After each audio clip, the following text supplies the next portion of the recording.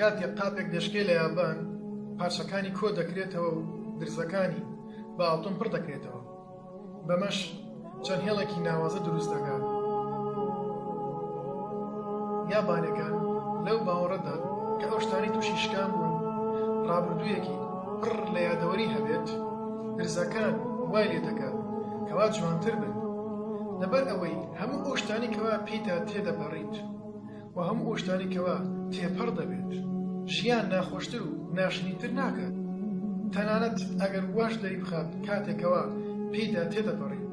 ئەمەش ئەوە بۆ ئێمە دەگەڕێتەوە ئازارەکانمان ڕەنگ بکەین بە ئاڵتون و جوانی بکەین.